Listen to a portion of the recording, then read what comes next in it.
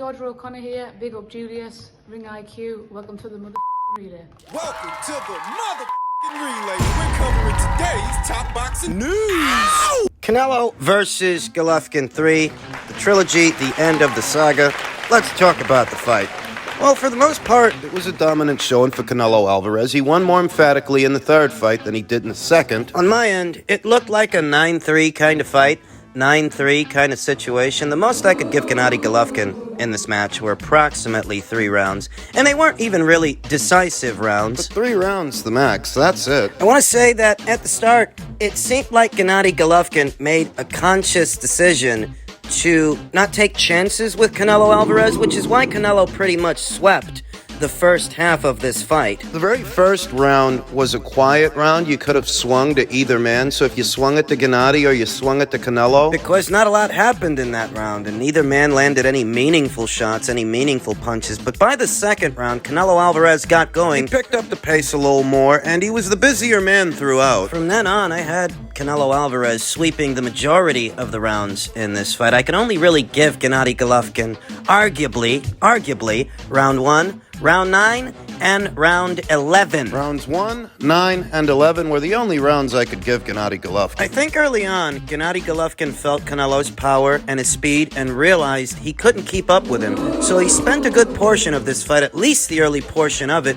just weathering the storm, buying himself time, and trying to survive. And credit to the old-timer, because that's more than we saw from some others. Caleb Plant, Billy Joe Saunders. These are younger men than Gennady Golovkin is. Younger men who didn't go the distance with today's Canelo Alvarez. But Gennady Golovkin did because he had the ring craft and the ring savvy to weather the storm and at minimum protect himself. He protected himself well, protected that body. We know that Gennady Golovkin's got a granite chin. He can take the head punches. He can take those punches just fine, but it's the body. Canelo Alvarez, he tried to go there several times throughout the course of this fight, but it was with the right hand more than his left, and that right hand kept sailing around Gennady Golovkin's midsection. It wasn't landing flush. It wasn't landing cleanly. Because Gennady was side on, protecting that part of his body, most were anticipating that Canelo Alvarez would make a conscious effort to go there regularly, go to Gennady Golovkin's body, as that does seem to be his Achilles heel. And credit to the old-timer, he protected that part of his body, protected himself well. That's why he finished this fight on his feet, didn't take a knee, didn't go down, didn't go out.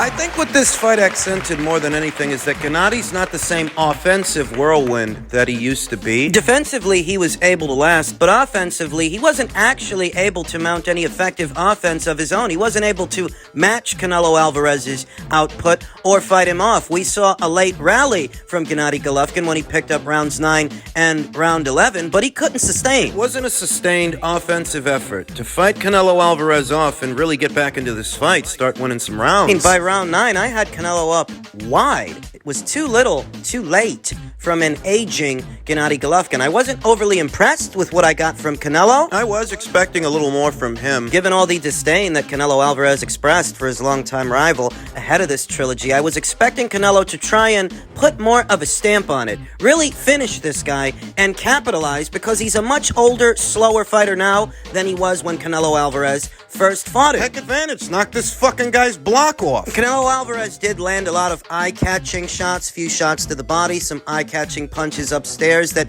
visibly snapped Gennady Golovkin's head back, but it wasn't a sustained effort. It really wasn't more than 1 or 2 punches at a time. Maybe 3 at times, but he clearly wasn't ragdolling Gennady Golovkin. He was beating him decisively, beating him wide on the cards, at least mine. 2 of the 3 official judges' scorecards had this fight a lot closer than I had it. I had this thing about 9-3 in favor of Canelo Alvarez. And I saw some quips being made throughout the course of the fight in reference to Canelo Alvarez's gas tank and how he seemed to have been fading down the stretch in the latter portion of the fight, thereby explaining that late rally that Golovkin had in rounds 9 and 11. And that can easily be chalked up to Canelo Alvarez doing the majority of the work for the majority of the fight. Yeah, Canelo Alvarez did noticeably slow down later on in the fight, but that's because he was doing most of the work for most of the fight. As stated, I had this thing about 9 rounds to 3. If you compare what we got in the third fight to what we got in the first and the second, you know, in the first fight,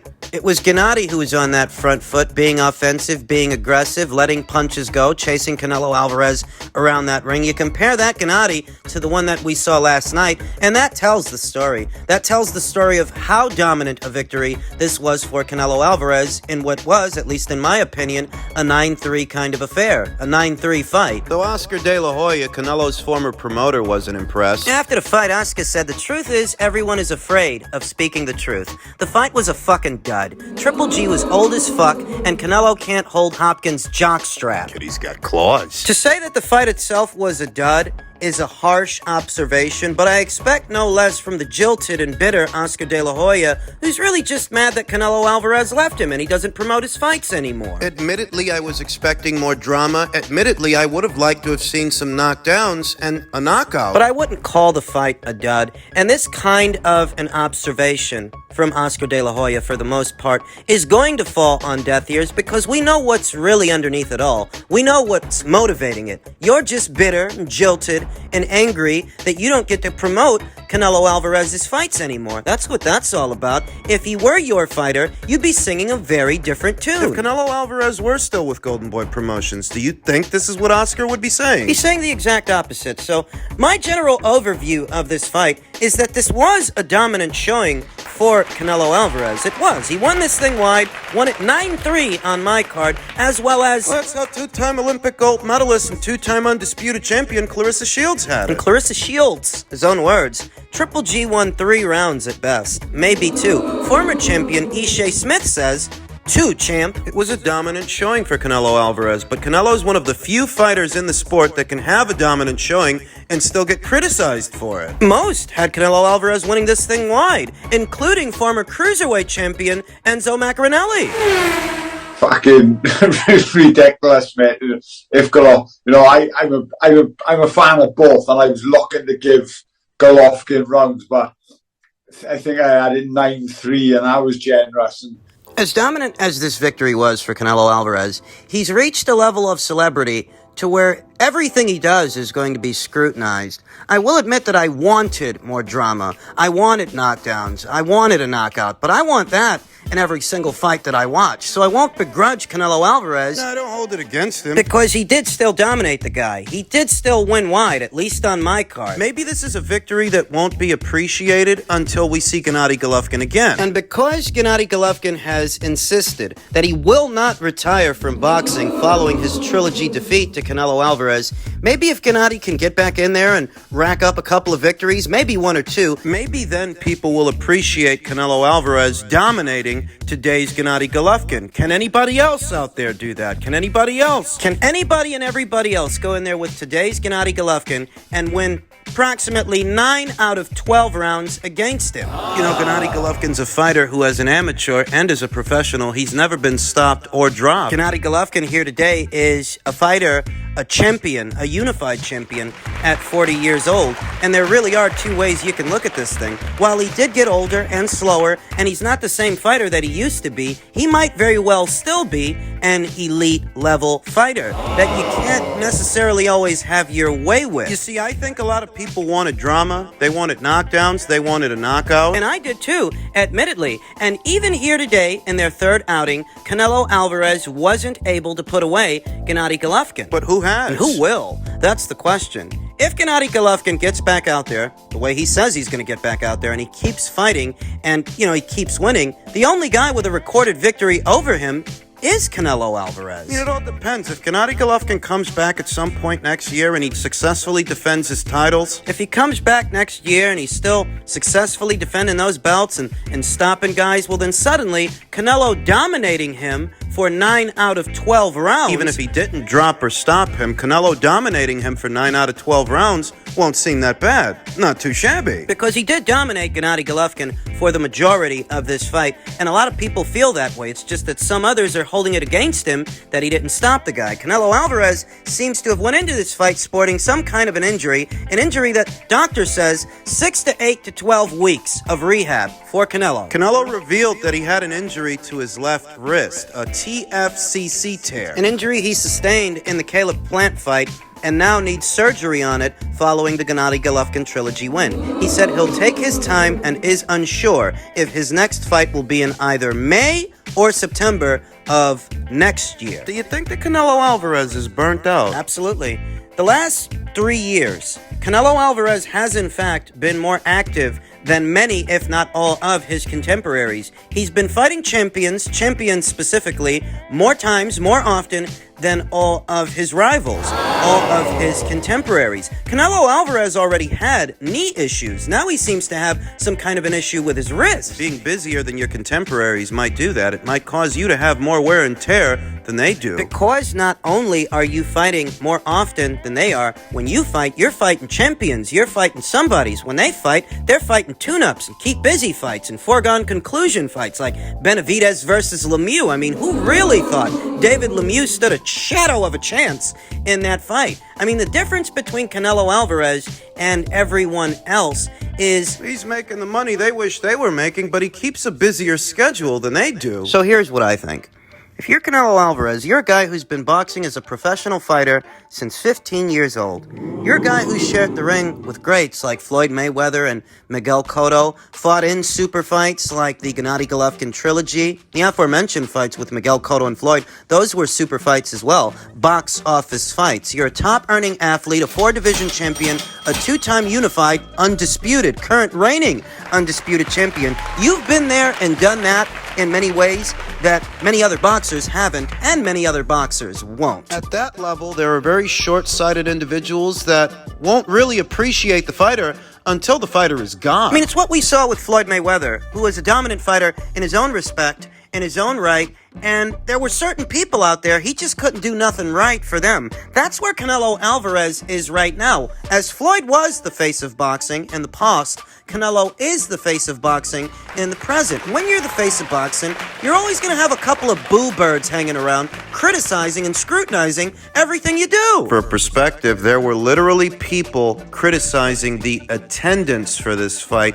during the undercard fights. Not even the main event, not even the main event itself. When we all know, that's when everybody shows up. That's what everybody's there to see. Yeah, I literally saw a tweet during the undercard fights that read, "That's a lot of empty seats for a guy some refer to as the face of boxing." And yeah, there are literally people out there that question Canelo Alvarez's status as the driving force for revenue in the sport right now, at least in this country. There are literally people out there that question whether or not he's the face of boxing. Never mind the people that showed up in droves for the main event. Never mind the amount of people that packed out the house. Because by the time that Ammo Williams took on Kieran Conway, to the time that Gennady and Canelo were making their ring walks, you could see a glaring difference in the attendance. I mean, I just feel like a lot of people are in a hurry to say something negative about Canelo Alvarez due to his status as the face of boxing. That's the way it is. It's an occupational hazard. You're always going to have a couple of boo birds that you can't do nothing right for. Even when you dominate the other guy, 9 rounds to 3. For some people,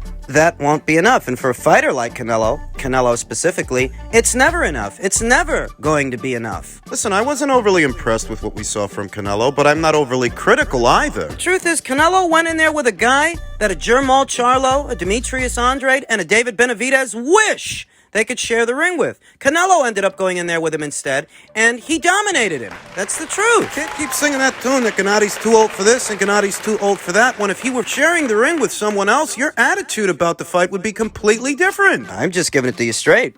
It's the only way I know how to give it to you.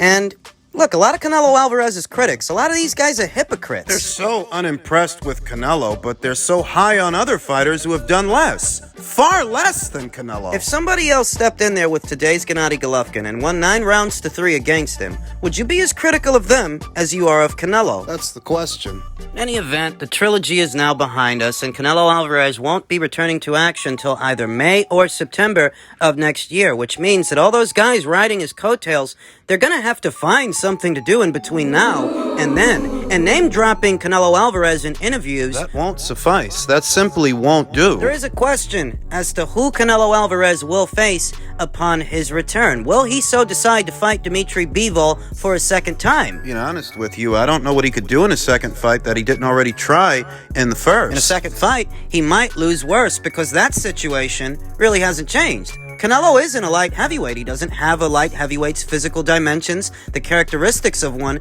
and going back up there for Dimitri might result in another loss for him, though that really is contingent upon Dimitri making it past Zurdo Ramirez. All of that needs to be sorted. All of that needs to be situated. But you know what? While all of that is being situated, guys like David Benavidez, Jermall Charlo, and Demetrius Andrade, they can't afford to sit on their hands. And that's what they've been doing for the longest time. I remember that Demetrius Andrade, post-fight, after Canelo Alvarez lost to Dimitri Bivol, he had some critiques and some criticisms saying that he lost to a basic fighter. A basic fighter. But look at the dog and pony show we've got to go through just to get that same Demetrius Andrade in the ring with a Yanni Beck, in the ring with a Zach Parker. Look at what we've got to go through. We're 10 months into this year. This guy hasn't even fought yet. Canelo Alvarez has already fought twice. This is why I ain't got no patience for these guys. Demetrius Andrade hasn't boxed at all this year. Not yet. Jermall Charlo... No, he's another one. But he's supposed to have some kind of back injury. Back injury. Well, I'll tell you what.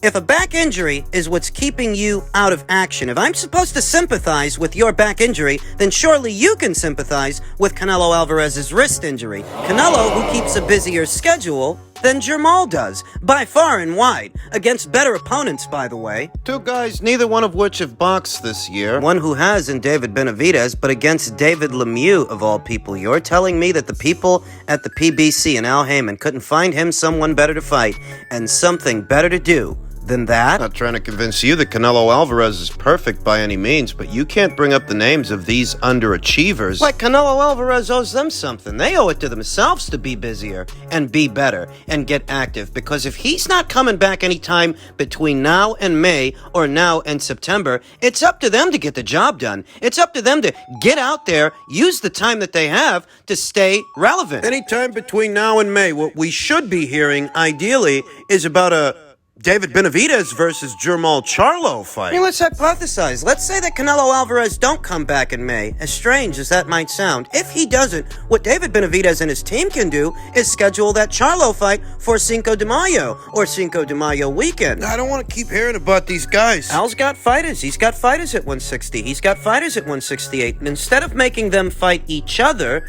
he wants them all to stand online, single file, waiting to fight one guy who he doesn't even have under contract. The onus isn't on Canelo to prove something to you or prove something to these guys. The onus is on these guys to prove themselves to the boxing community at large. Prove something to Canelo, because in many ways what they're really angry about is that none of them seem to be a priority to him. But why would they be? What the fuck makes them a priority? As ill-advised as a rematch with Dimitri Bivol might be, you know that takes precedence over fighting those guys. I mean, you do realize that, right? Right. Those fucking guys are not important, and I'm not gonna pretend that they are. Canelo's not on your time. You're on his.